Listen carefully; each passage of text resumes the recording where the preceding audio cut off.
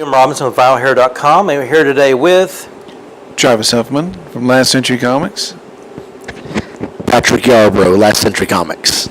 Okay, and what is Last Century Comics? We're an independent comic book company. We're based in the Baytown, Houston, Dayton area. We've been around for almost 20, since 2005. Yeah. So almost 20 years, really. Pushing right? it, yeah. And so yeah, we've been around for a while. We really started kicking things off around 2014, 2015. And then our company, I guess it's a play on words, last century. So a lot of our comic books take place in the golden age and in the pulp era.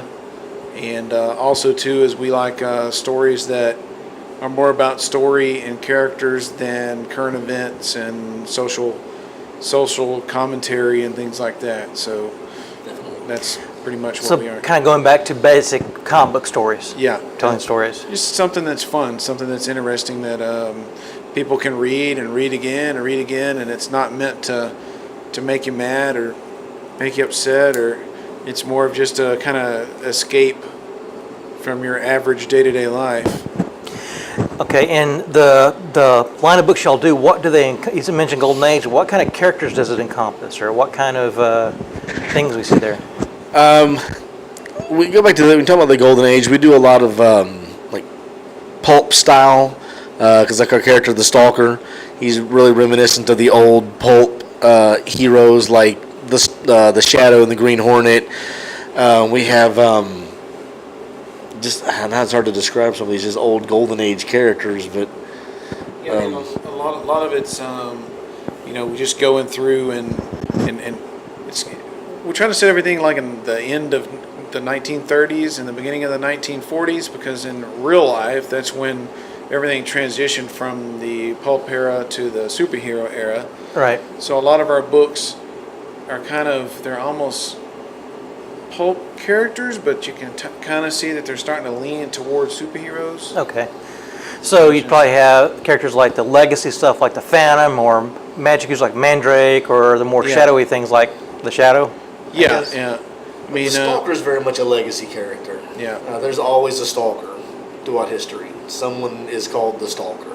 Yeah. But we do have our own a magic character, but it has a sort of a twist on traditional. He's not like a sorcerer supreme. He's the kind of guy that the way magic works in our world is he knows magic. He knows how to recognize magic, but people don't use magic because it definitely comes at a high cost. I mean, when we do things with magic, bad things happen, and right. He's the kind of character that he's like, he knows how to counteract all that. He's kind of like, well, I told you so.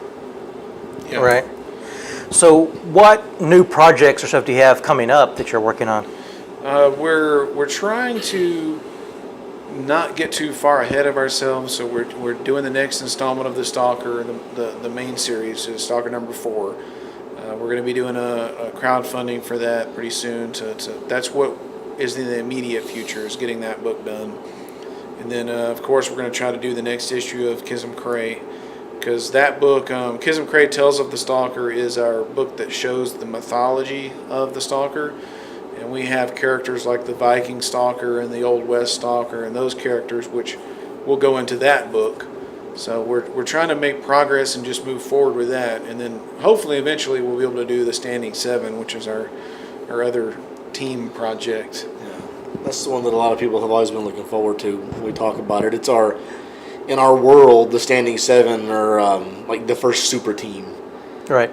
Put together sort of at the end of the 1930s, and sort of that pre-World War II world, and their job is to basically go after Nazi monsters and robots and Right. aliens and stuff like that. Right. So with Dynamite Comics doing stuff like Mask with the old pulp characters like the Spider and the Shadow, do you think that with the other companies doing that kind of profile work, that helps you guys out some as far as the type of work do, because you have something in that genre that readers might be looking for? Well, our books,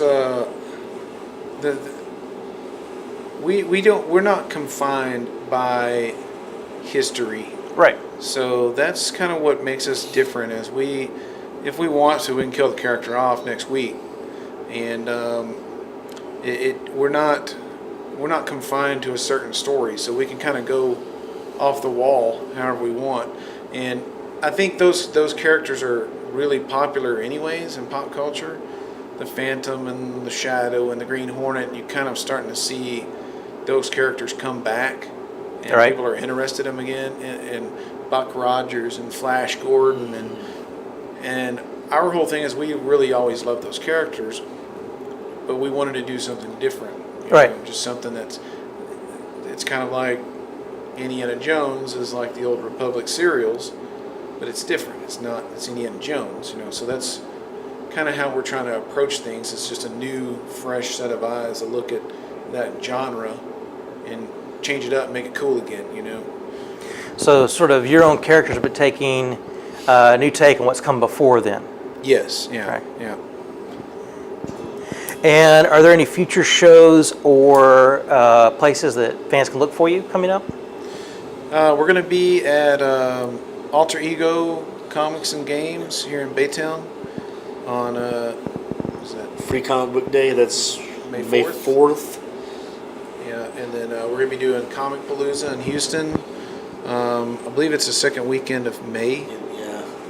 And that then Booker T's show in June. and Corpus Christi. Yeah, Booker T's doing a comic book show called Collars and Elbows Con in Texas City. So we'll be doing that one, and then we're going to do the Corpus Christi Comic Con in Corpus Christi in June also. So Great. Well, appreciate your time, gentlemen. Thank you very much. Hope you have a good show. Yeah, thank you. Appreciate it.